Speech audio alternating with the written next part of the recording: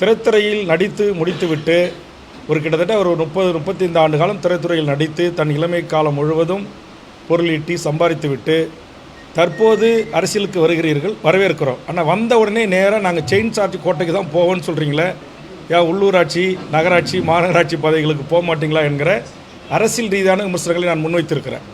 ஆனால் சேலம் கூட்டத்தில் பல இளம் பெண்கள், பல கணவன் மனைவி தாய் தந்தையோர் போடுகிற பெண்கள் பல சினிமா நிகழ்ச்சிகளில் அல்லது தொலைக்காட்சி நிகழ்ச்சிகளில் சினிமா கதாநாயகர்களையே தங்களுக்கான அவதார புருஷர்களாக நினைத்து கொண்டு அவர்களை கட்டிப்பிடிப்பது, முத்தமிடுவது, பெற்ற தாய் தந்தையின் முன்னிலையில் அது போன்ற அநாகரிக செயல்களில் ஈடுபடுவது, பல்வேறு ஊடகங்கள் பத்திரிகைகள் பார்க்கின்ற போது அதுபோன்று ஈடுபடுவது ஏற்புடையதல்ல என்று சொல்லிவிட்டு பல நடிகர்களின் பெயர்களை வரிசைப்படுத்தி இவருடைய நடிப்பை பாராட்டுங்கள், அதை நீங்கள் ரசியுங்கள், அதை நான் வேண்டாம் என்று சொல்ல மாட்டேன்.